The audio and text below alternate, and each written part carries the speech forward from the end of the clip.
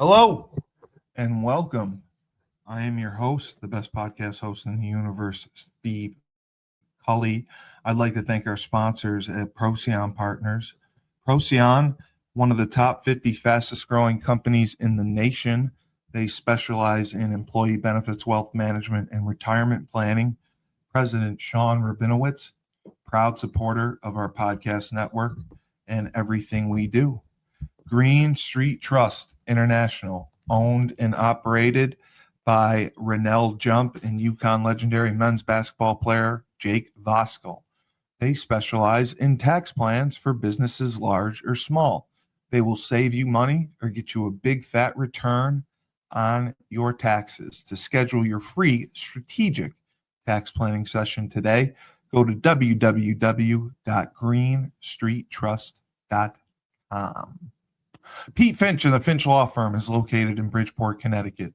If you've suffered any type of personal injury, slip and fall, a car accident, your mother-in-law ran you over with her car, your wife got angry one night and decided to stab you, the Finch Firm is for you. Pete has won legal battles all across the state of Connecticut. He will go to war to get every dollar you deserve in compensation. You just have to remember, in a pinch, call Finch or go to his website, thefinchfirm.com. Dynamic Human Performance is owned and operated by UConn legendary running back Andre Dixon. He trains boys and girls of all ages, all sports. He has a boot camp program 7 days a week, 6 a.m. You want to get in shape, you go to Andre. He has an athletic development program where he trains boys and girls in the sport of their choice from the ground up, helps them reach their full potential, be the best they can possibly be. Andre has sent boys and girls to college on scholarship for all different types of sports. To work with the best, he has a 5,000 square foot state-of-the-art facility in Hartford, Connecticut. Go to www.dynamichumanperformance.com. All right, and we are here back finally with author Rebecca Wells Phillips, who also writes under the pen name Boo Black and Rachel Blue. And her debut memoir, Hating Self, explores identity, trauma, and resilience. And those are really anchors for her life. Rebecca is based in Asheville and has a background in journalism. And she was writing, had her first book published or done 10 years ago and published it 10 years later, basically because of family. She didn't want to embarrass her family or write anything that would upset her family. But she finally got it out there, and it has been just an amazing journey. And, you know, we talked about it before on our other show. You grew up in Tennessee in a predominantly white community, correct? Yes. And your parents were politically involved and had a lot of influence, correct? Yes, that's correct. And unfortunately, that made things difficult for you, where you would think something like that, if you have parents with power that would help you, that made things more challenging for you, because when you did have issues and did have problems, you really couldn't go to them because you didn't want to sully the family name. You didn't want to do anything to hurt their careers or their reputations if they heard anything negative. So right. You were really stuck to internalize a lot. Yes. Yeah. And, the guys loved having you on, and we did definitely want to have you on again. And just for full transparency, because the guys thought it was pretty funny, your book one of your books focuses on the LGBTQ community, Yes. and I had no idea that you were part of that community. So the guy, I was asking the guys, oh, why she's writing about that? Like, why would she write about that? And they're looking at me like, Steve, are you being serious right now? Well, yeah. Like, what am I missing? She said she was nervous during the hurricane because she couldn't contact her girlfriend. Like, are you that oblivious? I know, but And a girlfriend doesn't have to be a loving. that's what I said. I said a lot of girls call their girls their girlfriends. I was like, Yes. I didn't know. I didn't pick up on it. They're like, oh my God, I don't know. But that's okay, because I was married for 32 years to a man. So. Oh, you were? Okay. Yeah. And I have Oh a my daughter God. and grandchildren and all that. So this Okay. is kind of new for me. Okay. So were you, I mean, did you do that because it was more of the norm and like more to be a people pleaser, keep your parents happy, the traditional go to college, have a family, all that stuff? Well, when you're Where a kid, you don't know anything better. You you follow really what don't. you're told. Yeah, you really don't. No, you do follow what you're told. So that was pretty much why you kind of, I mean, I can't even imagine how challenging that must have been. I mean, did you know early on, or did you struggle early on with identity issues as far as that goes? I just knew I was Black. That was always my focus. Right. Being upset with the fact that I was Black and dealing with racism. I didn't have time to worry about, oh, am I sexually attracted to a woman? That wasn't even in That there. wasn't anything you had to So I question. didn't know. I just knew that everywhere I ever worked, I was drawn to the butch female. Every Right. company I've ever worked at, any place I've ever gone, I've made friends with butch females who I knew were lesbians, but I didn't realize that that was me kind of reaching out to something Right. I Right. apparently wanted, but I didn't know that. So I just recently discovered that I'm this Oh, way. Maybe I'd say 4 years ago, 4 or 5 years right. ago is when I realized. I mean, was losing a parent part of that? Did that have any impact on it? Definitely, because I was a people pleaser and I wanted to Yeah. please my mom. And when she passed, I didn't have that pressure of Right. performing or being exactly who she wanted me to be. And yeah, that kind of opened the door.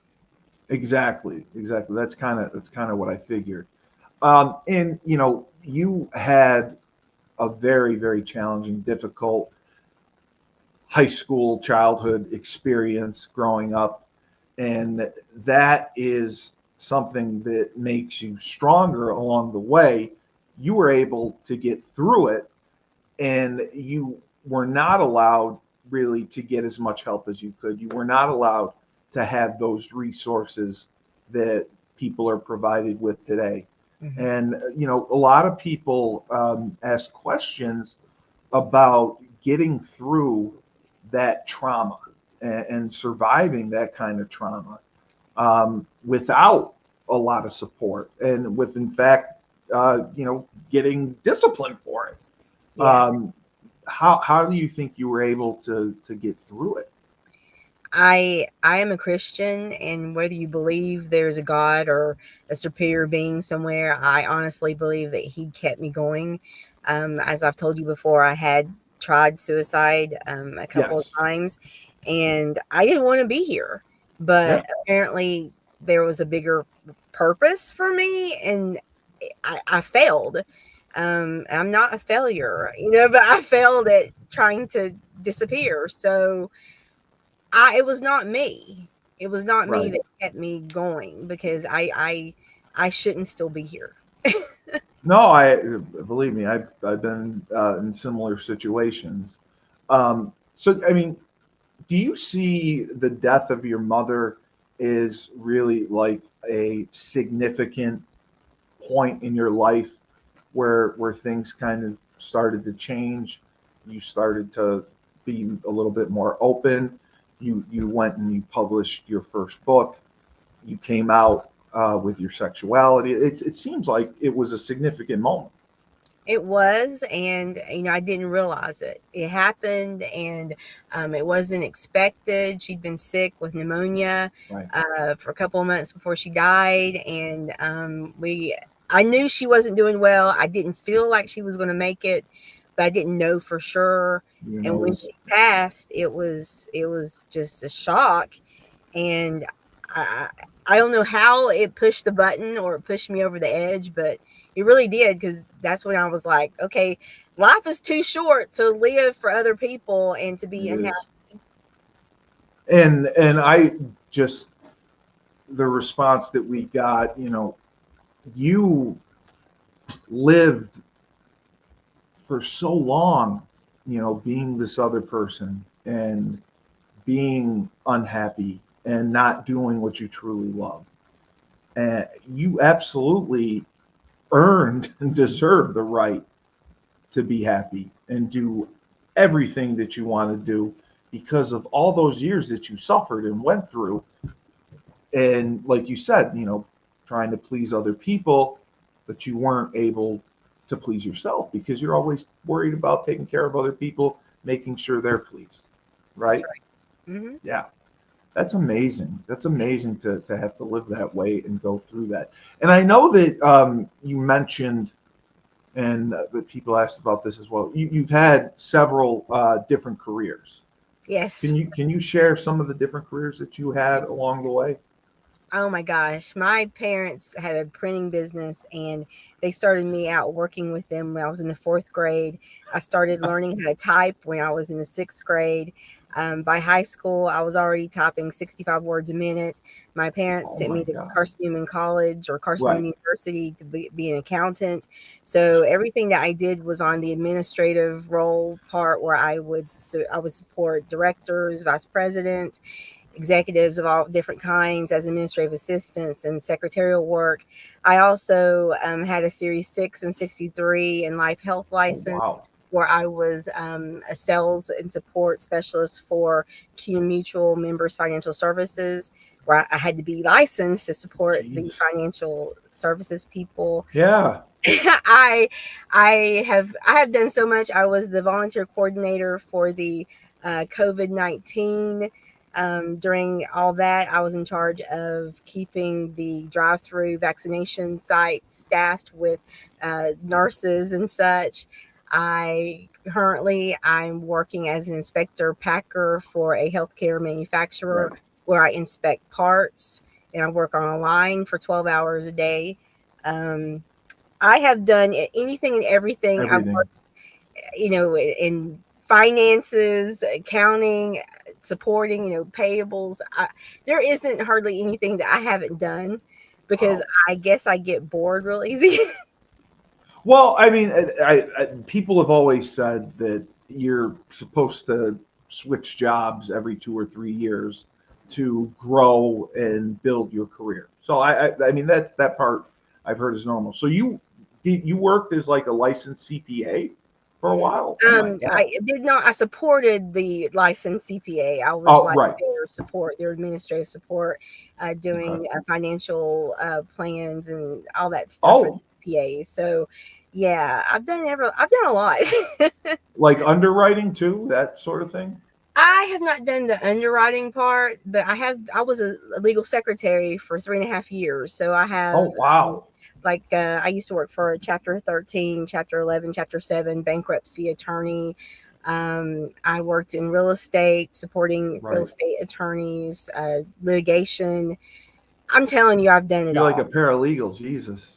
I've done everything. Well, I mean, it just shows how intelligent you are. I mean, I think we could send you to NASA and you figure out how to be an astronaut. I mean, you pick it up pretty fast. I So am quick. that I'm quick. yeah. I mean, that is crazy. I mean, and then being married for 32 years. Was your partner somebody that you met in high school, college, after college? I was at Carson Newman, and he was a restaurant manager at Perkins. And I was engaged to another man who was actually in pharmacy school, UT Pharmacy School in Memphis. And so we had the blizzard of 1993 where I Oh, I got remember trapped. that. I got trapped in the house with my fiance and his family. And then after being trapped for 5 days, I realized I could not marry into that family. And then I knew That's all it this took. I knew that this manager was attracted to me because me and my girlfriends from college would go there and eat all hours of the night, and he would actually wait on me at the table and stuff, and they're like, he's got a crush on you and He everything was else. flirting with you? Yeah, so but I was taken. And so whenever I Yeah, right. got out of that situation in the storm, I called the restaurant and I was like, hey, is so and so there? And they're like, no, he doesn't come in until 2. And I said, well, just let him know that Becky called. And so I gave him my number, and he called like immediately. Yeah, So of course he that's did. how that went. That's how that went. That's amazing. You were snowed in with your fiance and his in-laws and your in-laws for 5 days, and you're with these people, and you're like, no, I can't do this. There's no way. There's something right. Like, I can't do this. I got to get out. And How did he take the news? he was not a very good communicator. So most men aren't. So I'll give you that. unfortunately, I sent him a letter. That's how. Oh, okay. Well, I mean, you're a writer, so that would make the most sense. But that's great that you were able to get out of that, and you moved into a relationship with this man at the restaurant. And I mean, was it kind of love at first sight? Was it something that he courted you for a while? Obviously, he did while you were engaged. And then how long was it before you eventually were married? I it wasn't that long. It was love at first sight on his end. Yeah. He Well, said, of course it was. but for me, it was just like, here's someone who's been very respectful and talking to me. We were just great friends, right off. And I graduated from college and we got married. We moved in. Well, we didn't move in together. We moved in. We were in 2 separate apartments, but you know how that goes. And we got married within about 9 months following my graduation. So it's not. I mean, that's not super short term. I have friends that I had friends that did that right out of college, that were together for like a year and got married right after. But yeah, I mean, I see kind of what you're saying. You're like, he's a good guy. I enjoy him. I like being with him. We get along well. I may not have the exact same feelings that he does, but I don't want to lose him. Maybe things will develop more, but I'm happy. With him as far. And you got married. And were your parents happy with him at the time? Because your parents. I mean, listen. I don't know them. I just know what I'm hearing. They apparently had extremely, extremely high standards for you. Yes. Like I would have been kicked out of the house at 12. But that's. I mean, it's tough when they have expectations. My parents were concerned because he was almost 7 years older than me.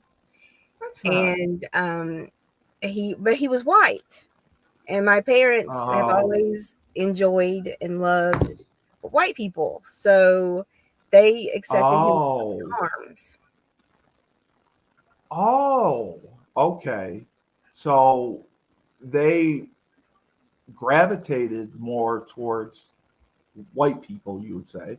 Yes. And the fact that you were going to marry one, they were 100% on board with that. Yes. Which is normally the opposite, but wow. Okay. So then you get married and you have a daughter. Yes. It took us about 2 years to get pregnant. I had to take Clomid, which raises your chances of having twins and all this other stuff because I couldn't get pregnant. I had a doctor tell me I was too fat to get pregnant. Please But don't tell me he used those words. Please don't tell me that. Please don't tell me the guy walked in and said, "Hi, yeah, so you're too fat. You're not going to be able to get pregnant." I mean, did he have some kind of bedside manner? Just at least give me that much. no, If he really came in and said, "Hey, Becky, I'm sorry, you're just overweight. You're too fat. You can't get pregnant." that is Wow. exactly how it went. Wow. If he is still practicing medicine, I would blast him and call him out. My God, I that said, is horrific. I said, that's ridiculous. I have friends that are 5 times bigger than me, and they're dropping babies like crazy. And so I said, I want a specialist. I want to be, referred to a gynecologist or Yeah. whatever, OBGYN. And so he did. And so they're like, your hormones are probably just low. Right. And so here, are you willing to take the risk of having twins or triplets or quadruplets, whatever? Right. And we had tried for like a year and a half, and I'm like, well, yeah. And so thank God I only had one. Yeah. I mean, I would have gone to a veterinarian after this guy, but geez, my God. So that's when you had your daughter. Yes.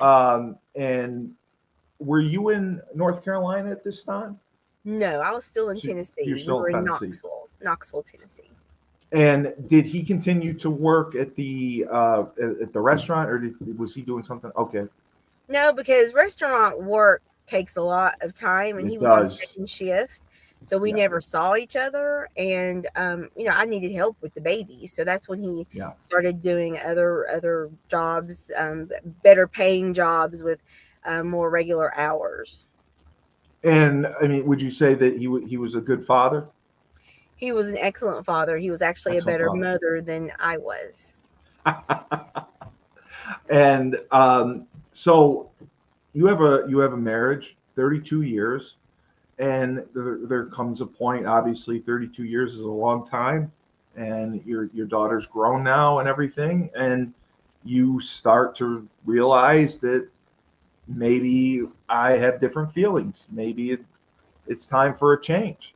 And you have to. That's such a challenging conversation to have and decision to make, and you really you got to be sure of yourself. Did you feel it was a tough decision to make to separate and get divorced? Did it take time for you to make that move, or was it brewing? It did take time. Okay. Yeah, because I actually had a couple of I had one girlfriend before I separated, but my husband knew about this girlfriend and he was fine with it. So I was with her for 3.5 years. Right. She wanted me to leave my husband. Of course. She broke up with me because I didn't make the move fast enough for her. Right. And I don't blame her. But then I had a second girlfriend, which is who I'm still currently with over a year now. I think we're on 2 years. Congratulations. Thank you. And so it was, you're going to laugh at me when I say that the storm had something to do with it, just like. No, I mean, that shows you it's those moments where you have an appreciation for things you take for granted. Well, it's like the blizzard, the blizzard affected the fact that I broke up with the other guy, and then Hurricane Helene scared me so bad and made me realize that I could have lost my girlfriend. I realized I needed to be with her because at least if we were going to die, we were going to die together. Yeah, exactly. And there's nothing wrong with that. And I'm glad that you were able to come to that realization, because you clearly were happier with her. And regardless of the situation, I mean, was your ex okay with the separation, with the divorce? I'm sure he wanted you, but we have always been friends more than anything. Oh, good. Else. And we separated amicably, and he did not fight me on the divorce. He actually paid for the divorce. I think he respected my honesty. I think it hurt him, but you don't want to live a lie, right? Yeah. No, I agree with you. The transparency is 100 times better. So, several people have asked What made you write under pen names? Boo Black, Boo Boo I Blue. I was with the Hating Self book where I was talking about the Right. racism, depression, and the white town that I grew up in. I didn't want to like people to be able to say, "Oh, I know exactly where she lives, and I know exactly who she Right. is, and I know exactly who her parents are." So that's why I use Boo Black, like Boo. I'm black because I hated being black, and so I didn't put the name of the city in there, and that was Right. You made a fictional um, city, yeah. yeah.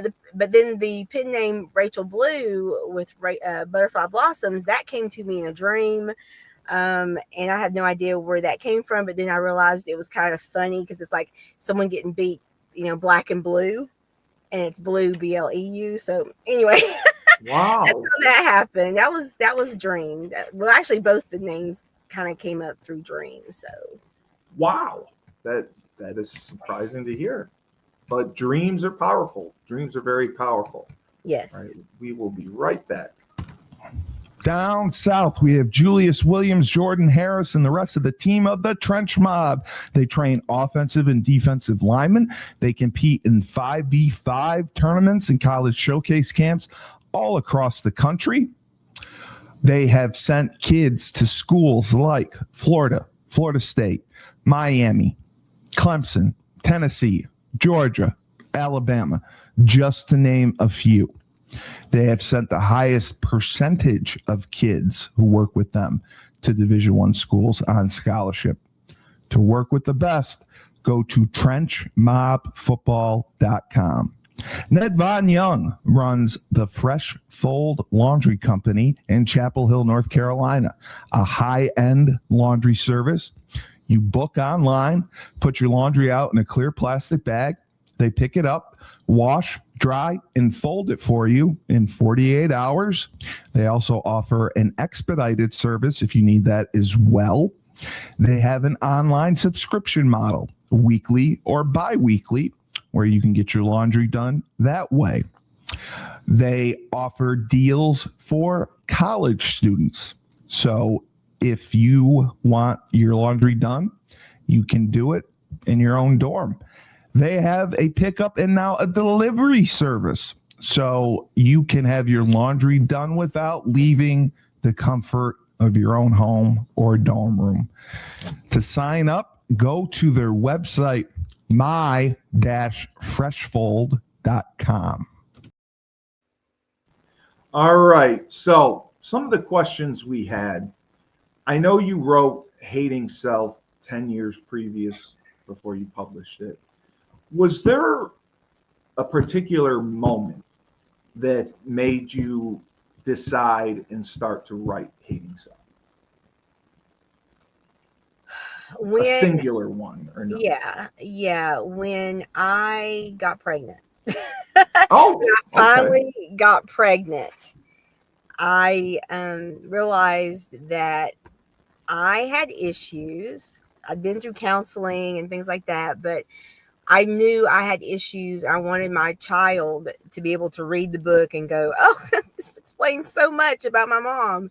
So yeah, when I got pregnant, I realized that I needed to make sure that she understood who I was and why. Wow. Okay. And then, it's very difficult because you experienced so much trauma. And turning those painful experiences into a story or, a publishable arc, how do you do that without re-traumatizing yourself? Unfortunately, you sometimes will still re-traumatize yourself, but writing is a release. And It when I have is. it on paper, I realize, okay, that's something that happened in the past, and that's not who I am. Just like I learned not to allow people to value me and tell me what my purpose was. It really opened my eyes to the fact that I'm more than what other people think. So yeah, you go through some pain. You do. Yeah. No, I totally agree. And, how would you say, because you have a very strong voice, and, balancing raw honesty with literacy structure, editing choices that preserve that authenticity that you want to portray in your books, like Hating Self. How would you say that you were able to balance that? Yeah, I'm very honest, Yes. but I also want people to not be turned off or offended or feel bad about themselves. Like, I don't write to No. make white people feel bad about what happened to me, because it has nothing to do with what you or I, I mean, I don't, it's very difficult, I think, to separate the two. Like, you want people to realize you're not talking down, you're not trying to make you feel guilty, No, but you're sharing your experience. I'm sharing my experience, but I'm very sensitive to the words I use, and I want people to continue reading. I don't want you to stop. So that's a good question, but it really is just thinking about feelings, like being sensitive to how people take things in and how it makes you feel. Yeah. No, when I was at UConn, I took the only white racism class offered in the entire country.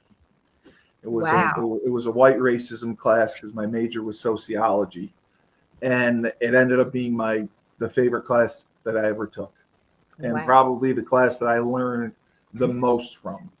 The professor was renowned. His name was Noel Kasnave. I think he's still there, actually. And it was just showing kind of that white people are innately born racist. It's not our fault necessarily, but through generations, it's carried over, and we do it sometimes unknowingly. We have that racism, and he showed that my favorite part was he showed several videos where they did kind of studies. One of them was a guy who was trying to rent an apartment, and they had a white couple go in, and it was videoed. They showed how he was towards them. They had a black couple go in, showed how he was to them. Complete 180. Nice, kind, polite white people, dismissive, rude, disrespectful black people. I mean, and seeing that was mind blowing to me. And then the other one was buying a car, and it was a high end a Lincoln Navigator or something. And they videoed a white guy looking at it, and the car salesman, how he treated the white guy, and then a black guy goes. Complete same thing. Nice, respectful, to the white guy, talking about, I can put you in this for this, and, we can do financing. And the black guy, he was dismissive. He gave him one word answers to the questions. And he even tried to say, I don't know that this will end up being price range. I have other vehicles I can possibly show you. And I was like, oh, Jesus, so maybe this is right. So I completely understand how you would want to be sensitive to other people, and you want them to keep reading, white or black, because sharing your experience is something that's very important, very well written, and I think it impacts people regardless of race, color, religion, all that stuff. So I do think it was very good. And I mean, your upbringing in a predominantly white Tennessee town that clearly was racist. How would you say that shaped some of the themes in the book? That's the only reason why I wrote the book, was about I because of figured. what I grew up in, and I wanted people to. First, I wanted my daughter to know my truth and what I went through. But then when I released it, I wanted other people to know that they were not alone in the things that they experienced or crazy feeling crazy in how they're treated in different situations. And whether you're black, white, green, purple, disabled, poor, there are different things that cause people to mistreat you. And I wanted people of all types to be able to understand and read my book and be like, that sounds just like something I went through. Exactly. Something I experienced. Was there any specific scenes or chapters that you had to cut from it? And if you did, okay, so there was nothing that you had to cut. Good. No, because when I write, it's like I'm not there, and so you're right. You're in the zone. So whenever I pull a book together, I don't cut anything. I'll maybe reword it or add to it, but the words that I put down, which I type out, are there for a reason. So I don't take away, no matter what it is, whatever what the topic is, it's there and it's not going anywhere. Were there any reader reactions that surprised you, positive or negative, anything like that? I haven't really had any negative. Okay. I had a lot of people from my hometown that they Picked were so up on? sad. They were so sad. They were so Now they're sad. but the whole thing is it's like you've got people who are not really racist, but they wouldn't stand up for me. Correct. Right? That's yeah. And so those are the people that feel the worst because they. And I think that is almost worse. I think that's worse. That's like what drives. Well, like what drives me nuts. I'll go on TikTok and I'll see some guy getting his ass kicked in a fight, and these people are videoing with their phones. Nobody's going to help the guy. No. The guy's he's getting his head beat in. But let's video it with my phone. No one's stepping in to break it up. And I feel the same way if you're being mistreated by someone and it's public and other people are observing this and they're not stepping in to do anything about it, not even voicing a concern. I think that's worse. I think that's worse than at least the people that are doing it to you are being who they are. They're assholes. This is who they are. That's what they're doing. The people who are standing around and watching it as bystanders, I don't think they're innocent. I think they're worse for not stepping in. That's my opinion. Yes and no. Yes and no. So you got to think about the fact I that get it. children were children. Yeah, all this happened, right. Elementary, middle, high school. When kids are trying to fit in, and if you step in, you're going to be bullied. They're going to turn that onto you. It's not safe to go against the masses, and so that's self-preservation. I can't be mad at that. It was not their burden to carry; it was mine. Well, when you put it that way, yes, Steve's wrong. That makes sense because you're not wrong. Yeah, no, but I elementary school, middle school me, yeah, I probably would have done the same thing. High school me would not have. I had a little more confidence in high school. And then Hurricane Helene, I mean, that was such a major project for you. You did a ton of research. You interviewed so many victims. And like I said, Laban and Ned Von knew about it. I was the only idiot who didn't know about it. But how would you say writing nonfiction differed from doing your memoir? I mean, is it stylistically different the way you have to write? I'm just curious about that. Yeah, a memoir is in my voice. Even on paper, I can hear my voice saying those things that I'm writing. When Hurricane Helene happened, it was more about facts. So I could hear myself as almost like a reporter or something, reporting the story, just trying to be removed. So even though I was part of the traumatic experience, when I wrote Hurricane Helene, it's like I wasn't there. I was removed from what was going on. And then when I interviewed people, again, I had to be removed from what they were telling me, so not to get emotional or re-traumatized. So I don't want to say it's kind of cold doing it that way, but you have to protect yourself when you're handling such sensitive and upsetting topics. Whereas Hurricane, hating self was me. I dealt with it. I've moved on. Hurricane Helene is still being dealt with, and the trauma is still here. And there are still people who are homeless and living in campers and that don't have any money to help rebuild their homes and things like that. So it's like it's endless, but it's an ongoing story. Was it the moment and the fear of not being able to contact your girlfriend? Was that a catalyst for making you want to write about Hurricane Helene? Was Yes. okay? So that's what I figured. That was the main reason. Yeah, because I'm like, why is there no internet? Even why is there nothing? Why is there no way to communicate? Why is it only radio? How are we supposed to like know who's dead or alive? That freaked me out. And because I remember there was flooding, debris, all that. Like there was no way that you could actually like drive out of there, get away, right? Nope, we were trapped. Yeah, you were trapped.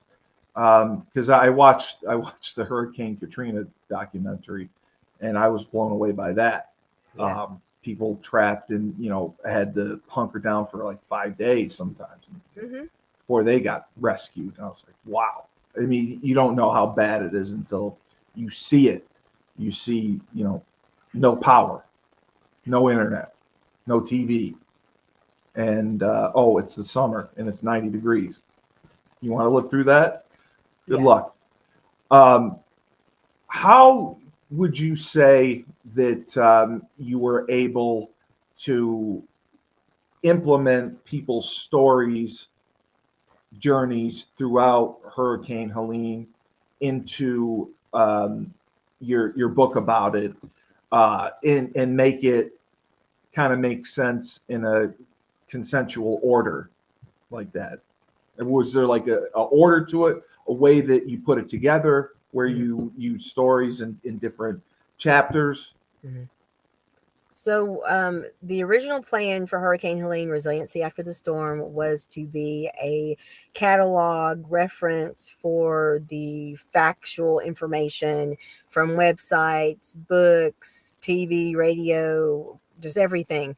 I had no intention of doing interviews when I began writing the story. So in my mind, it was pretty easy. Like the first thing I did is I came up with the titles, which I know is kind of crazy. The titles of the chapters kind of flowed like I'm living it. What would I want to know if I wasn't living it? And so from that point on, I just started gathering factual information that would fit in those topics or those chapter titles.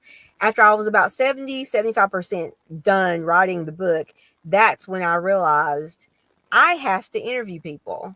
So at that point, I have a little recorder and I would ask someone, do you want to tell me your story? Because people are always telling you what they went through. They're like, sure. So I would record it. And then once I typed it out, I would see what they said and I'd be like, where does it fit? Where does it fit best? Okay. And that's kind of how I inserted the interviews based on the chapter topics and things that were said through references and stuff. Was there a particular hardest story that or interview that you had with someone that was difficult for you to write and put on paper and share in the book? Yeah, all of them were just horrible. I'm sure they were. And like I told you, I try to separate myself from the situation. You have to, but the one that bothered me the most was the one with the interview with Angelique.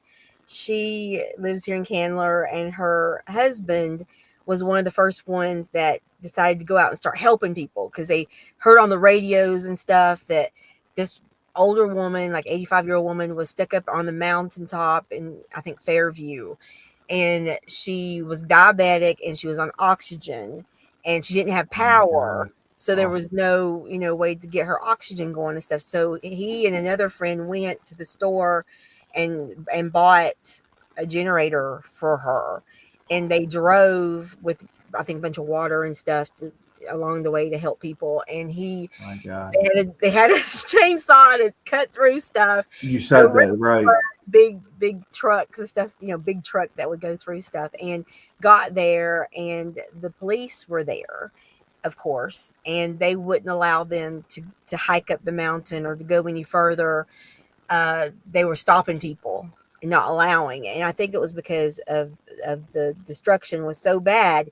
And he, of course, talked about there were bodies in trees. He was the one that talked about actually seeing, once the water had receded some, that there were bodies in trees. And all we can figure is that the authorities didn't want people seeing bodies. Sure. But that was disturbing, because like here you have someone who was willing to risk their life and go help Granny, and then they were stopped because it was so bad. Do you know if she was able to get any aid or help? Did the police get to her or not? I think that later on a family member got to her, but at that time they would not allow anyone up. Wow. That's, I mean, that I would probably end up getting shot. I'd try to go anyway. Yeah, they threatened to be arrested. That happened a lot. Sure, they would have. Be arrested. I am sure that they would have. I mean, when you're doing a book like this, is there any specific chapter or line that you wrote? What would you say that you would be most proud about as far as your writing goes for this book? Because you put your heart and soul into doing it and doing it right. Oh, I wanted to put the names of each victim in the book to honor them, but because of legal reasons, I was unable to. So the fact that I have a chapter that talks about the victims by how they passed or injuries they sustained, I am most proud of that chapter, just because even though there's not a name, there didn't have to be a name. You just know that this person died of blunt force trauma, this person drowned, this person was suffocated in a mudslide, and so each county and city is listed there, so you can see how many people died in what areas and what their injuries were. And I know that you tried to separate yourself while doing this, but were there any stories or any incidents that did trigger you and affect your mental health? Oh, yeah. Yeah. No, I can't imagine, because it's all horrible news. Yeah. So, like this one, it's like I can see it, even though I wasn't the one there. I can see it. But the way it was described to you, yes. So it was a person in, I think they were in Chimney Rock, which is one of the worst places, and that's the picture on the cover of the book. They were at one of the hotels, because I guess they were on vacation or whatever, and they could see the water. Like the water, I mean, it was, if you don't know, it was like a 30-foot wave that came in and crashed and took out everything in Chimney Rock. So they could see the water rushing by, and there was a car. There was a car in the water, and it was dark, and they could see the headlights on the car. And as the car went by, they could see that there was a woman in the car, and she had her face pressed up against the glass, and she was beating the glass, and she was apparently screaming or needing help or whatever, but she was in the car. And so they watched the car wash by. There's nothing to do. So. Oh my God.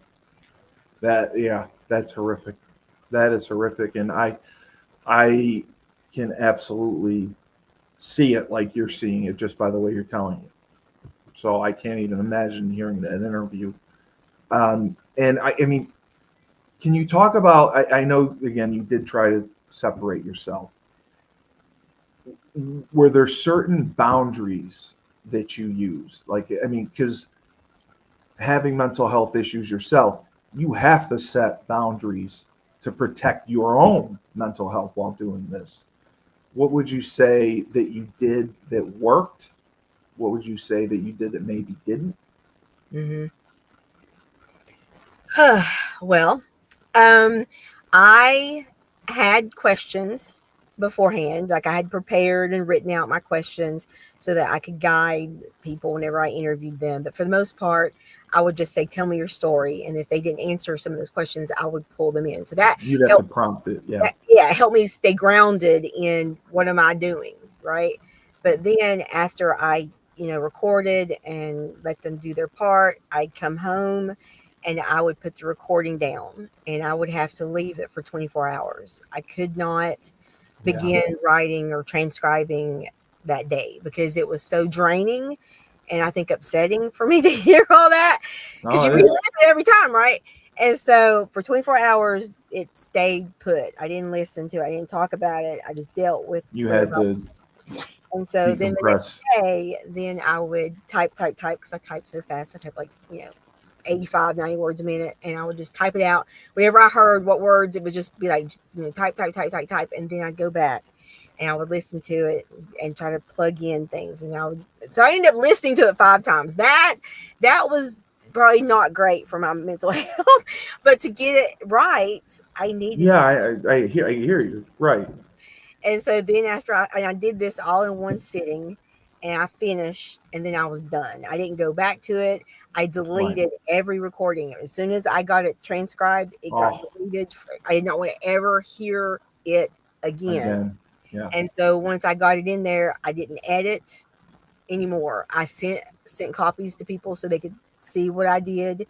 Are you okay with this or whatever? And then I was done. So that's the boundary. It was like once I did it, Right. I'm done, and then move on to the next person. But I made sure not to do a lot of interviews in 1 week. Like I Right. do one a week, wait a few weeks, So yeah. Was there any um, archive footage or documentary material that you were able to use and help as you were doing your research? It was so new when I started Nothing. researching that Yeah. everything was through websites and writing. So I was constantly watching reports when I got internet and everything back. Um, Videos of survivors, their stories. I didn't use them, but I would see where they were. Okay, if they're in Fairview, okay, was that how bad was that? So it kind of helped me guide which towns I wanted to focus on in the book. But for the most part, I was on my own because this was the Yeah. first time anything like this had happened. And TV and radio. I mean, radio was reporting things, but TV really wasn't. Yeah. Not really. I mean, I'm just curious. Like today, are there any documentaries that you know of out there about Oh yeah. Hurricane Helene? Oh, there Yeah, are. there Okay. are now. Yes, yes. Weather Channel has a few because after my book came out, where I had interviewed Richard Sproul, who was the owner of Chimney Rock Brewing that got completely wiped off the face of the earth. They actually went after him and got him interviewed. They actually interviewed him on the Weather Channel for their documentary. Yeah. Um, are there any like Netflix or HBO, anything that you know of? I mean, I think maybe Netflix. I mean, someone Googled, it would come Yeah, I was just right. looking And to so watch the something. reason why I've only seen a couple Right, because I'm I sure lived because it, you lived it. Yeah, you and don't need to so see it it's again. upsetting. It is Yes, upsetting to watch it. you don't.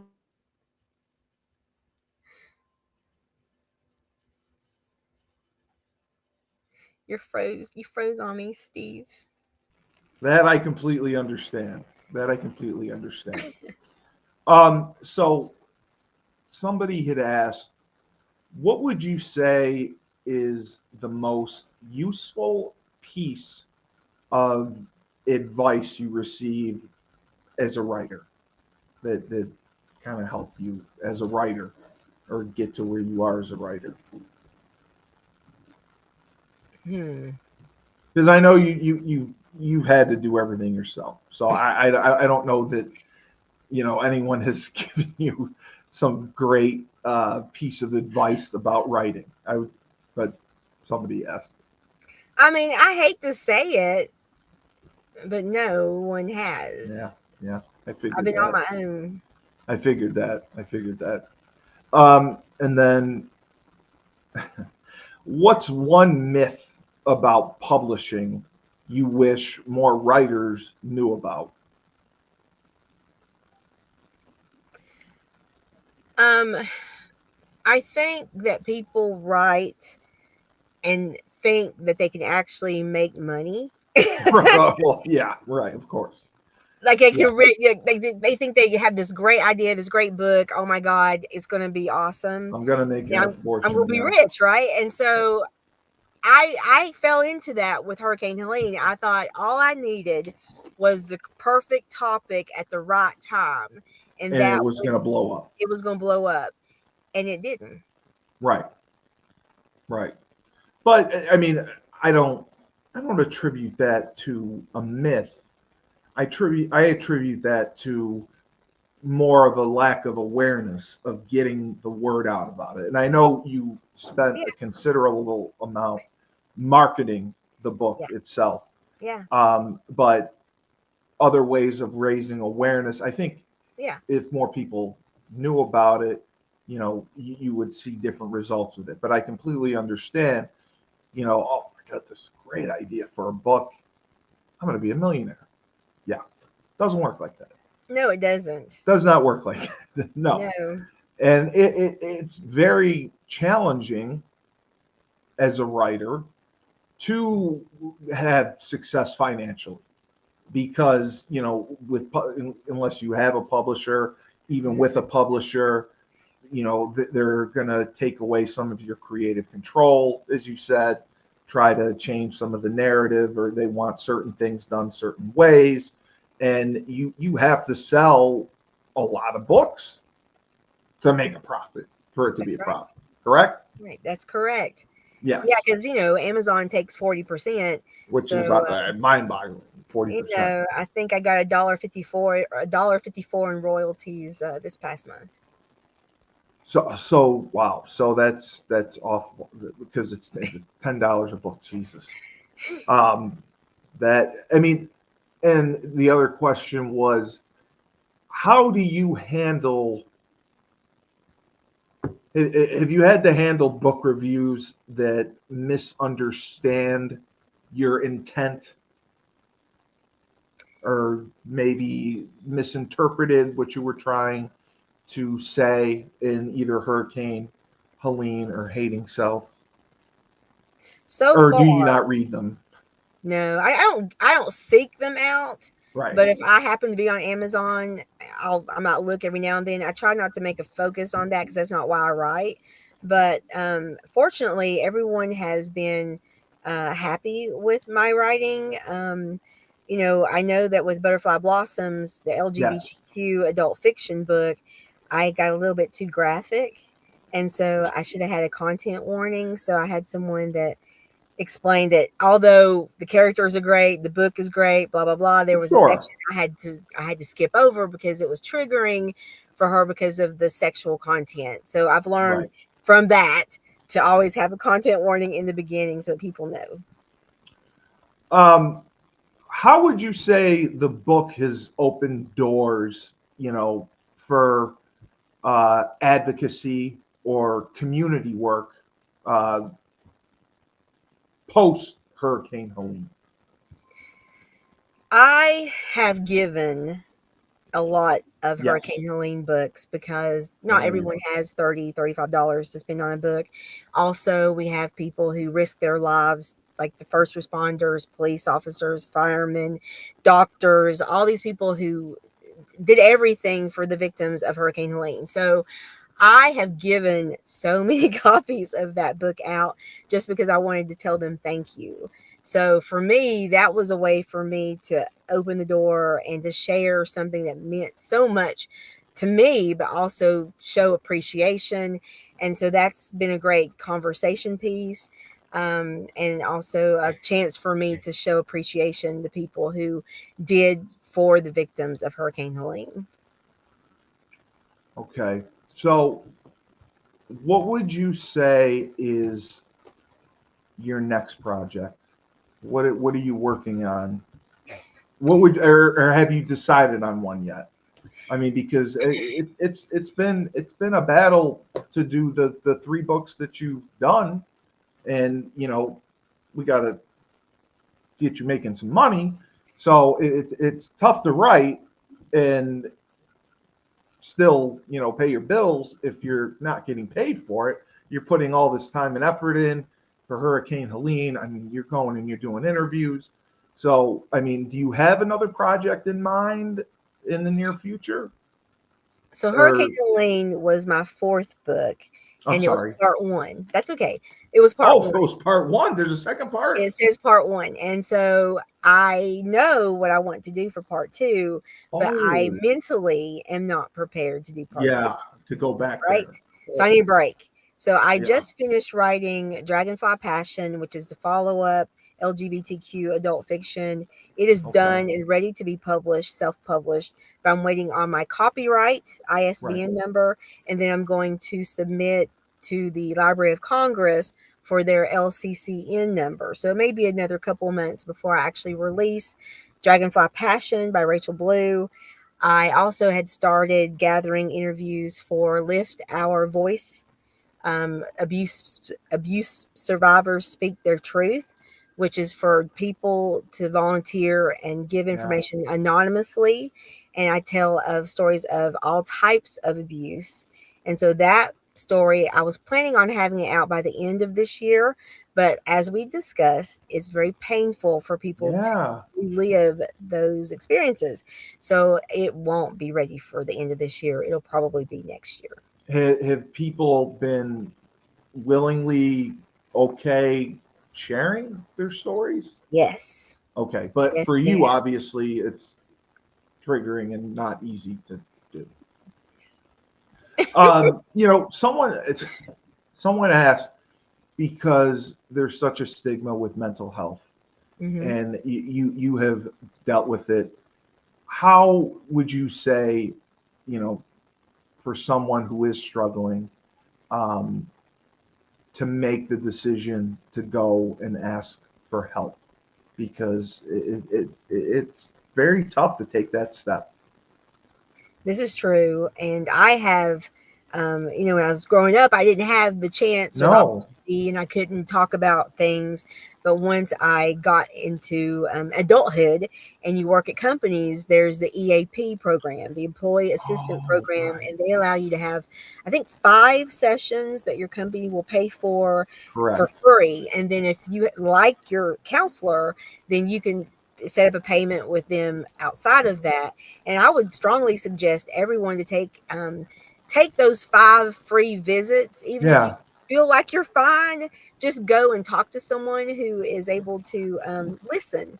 And if you don't work, then that's another problem, because it's very expensive to find. oh, it is. Yes, And if you're religious and you have a church, sometimes your pastor, that's if true. Yes. they can help depending on what it is. I mean, I don't think you can talk to your pastor if you feel like you're having attraction to the same sex. No, they're probably It's not. difficult to Probably go not going to that be route. helpful with that one.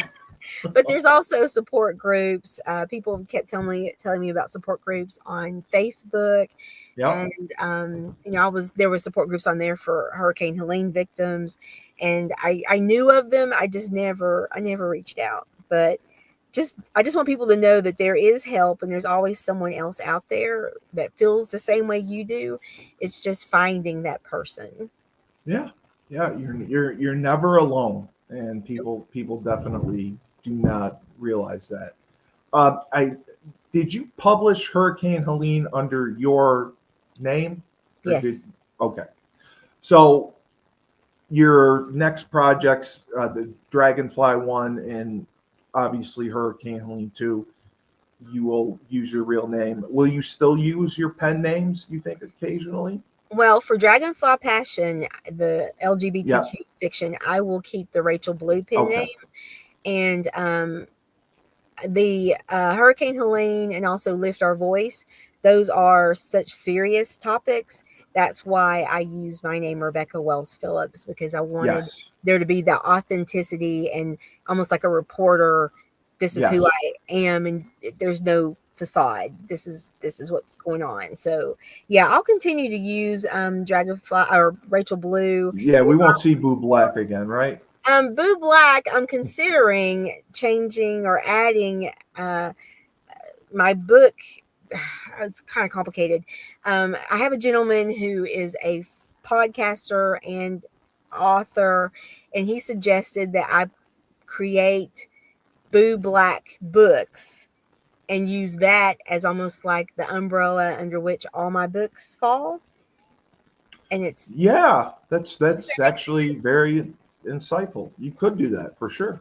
Yeah, so I have to look into that. But he's working on creating. Well, I've actually created a bridge version, a shortened version of Hurricane Helene, and it focuses on the interviews. So it has like the beginnings of the chapter and the interviews, the 15 interviews, and he's doing an audio book for me. Oh, And he is. yeah, because there are so many people that are like, Great. I don't Yeah, have time everyone to loves that. read. I don't read, but people care about the interviews of the Right. survivors. So that is another thing that I'm working on. Well, is he talked to you about possibly doing like a 4 or 5 part podcast series about the book? No, Or okay. Well, I mean, if you're doing the audio, I guess you wouldn't need to do the podcast series. So what would you tell someone? I mean, we kind of hinted at that already, but people who want to get into writing, English majors, or who are creative with writing and want to become authors. And I know the advice you said. You're not going to get rich, obviously, off of it.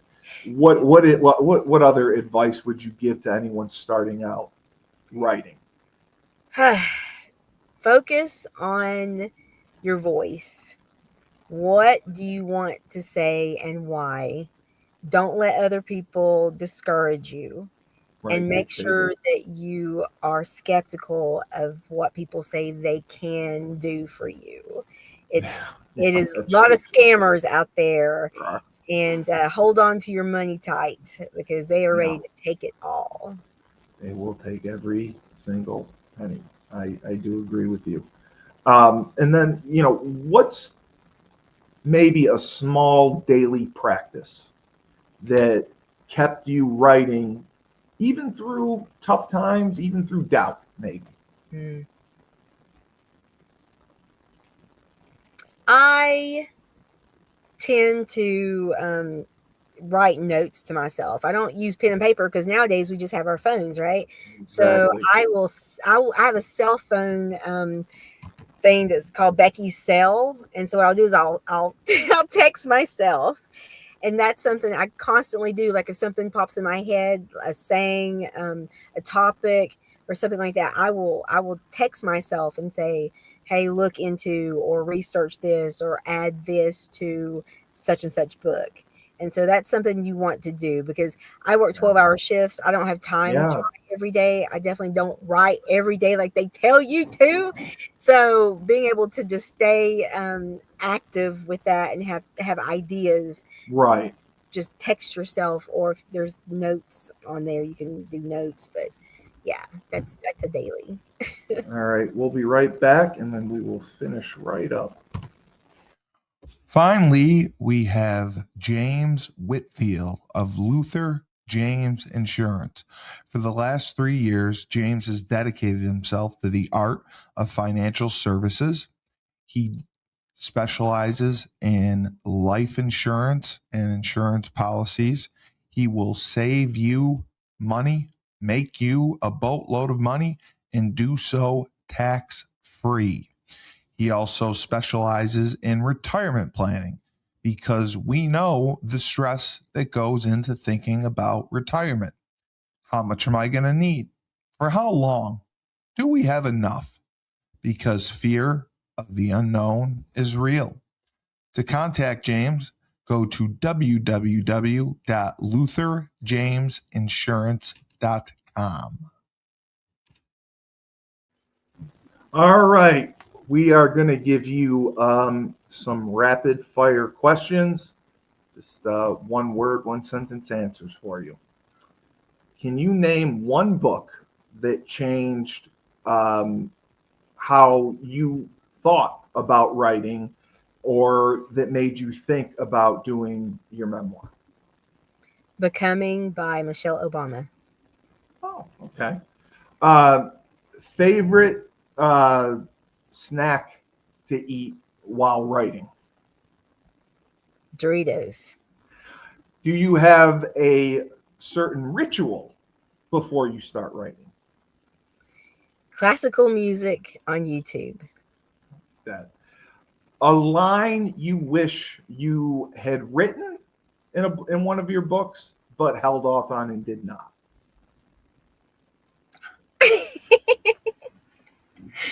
Oh my gosh. I had to pass on that one. I had no idea.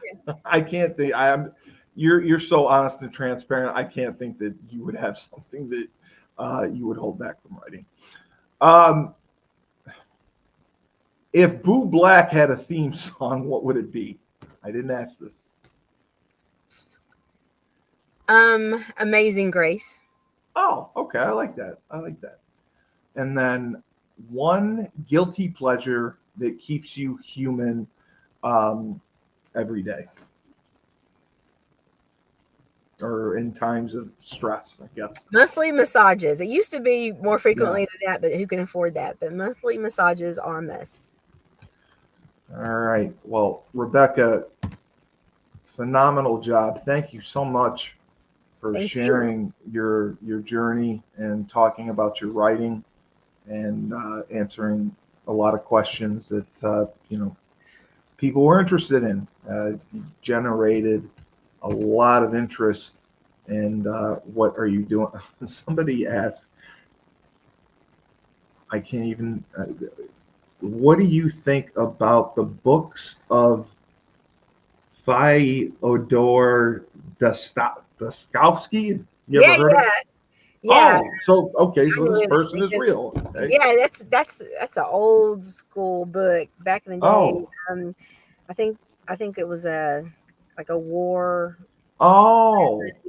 I can't think of the name of the book, but I know the name Fedor, and if I remember correctly, Fedor. Okay. Yeah, I think it was just honesty, truth, the realization of everything that they were going through. It was raw. Oh, and, maybe that's why they mentioned it. Okay. Yeah, and it's very disturbing if I remember correctly. And I know that things can make you uncomfortable. It's a book that makes you very uncomfortable, and I think we need more of that. Yeah. We do. We do. My my friend Erica on my other podcast appreciated you talking about when she was making the comment about schools banning books, and you chimed in and said that's so ridiculous, and I can't believe it goes on. She appreciated that, so I wanted to let you know. Yeah, I just saw Florida, somewhere in Florida. I just saw a video where they were burning, or not burning, but they threw away all these books or piles of books, and it was anything that had to do with Native Americans and Black history, and it was just piles of books in Florida. I just saw that today. If it wasn't AI generated, so I have to say that because I didn't. Yeah, no, I know that's just ridiculous. But thank you so much for sharing your story. Again, we'll make sure to put your website up. Is it RebeccaWellsPhillips.com? That is correct. Yeah. Okay. Thank you. I got it right. And we will put up the link to purchase your books. And we had you on with my friend Razul. Yes. We are going to purchase books for the house. They're excited about that. Awesome. And I have the address, so I will get that all set up. They're very excited. But thank you again. uh, stay in touch, and we will help you as much as we can to get the word out with your writing. And we will definitely work on getting you with Laban and Nedvon, because they wanted to have you on I had again. fun with them. They were great. Yeah, they were great. They laughed at me because I was so out of it with the questions I was asking. I was like, wait, what's she the LGBTQ? He's like, Steve, she just said girlfriend. She was upset about her girlfriend. What do you think? But I could have said, if I had said partner, or if I had said love interest, it would have been clear. But yeah, I just said girlfriend. They picked up. They just thought it was hilarious that I was so oblivious that I didn't pick up on it. But no, we'll have you on again, and whenever it works out, they want to hear from you, and they actually they had a good. They put together a format for how they wanted to do the episode with you. Oh. Yeah. Nedvon and Lincoln both created a format. That's awesome. Because they wanted to highlight your work and promote it and do everything we can. So we'll definitely schedule you and have you on with them again. And thank you for sharing your story. And this was great. It's a great episode, great viewership. So we'll continue to do it. And I will make sure this is put up, and we'll have all your links in it. So for Rebecca Wells Phillips, also Boo Black, Rachel Blue, author, Hating Self, Dragonfly. What's that other part? Dragonfly Passion will be out this year. The Dragonfly Passion will be out this year. There was the Butterfly one, right? Butterfly Blossoms. That one's already out. And Hating Helene, Hurricane Helene is the one that everyone needs to check out. And we'll make sure to put the links for that. So I am Steve Cully, the best podcast host in the universe. Remember, when life gives you lemons, don't make lemonade. Take 2 oranges. Right back at life.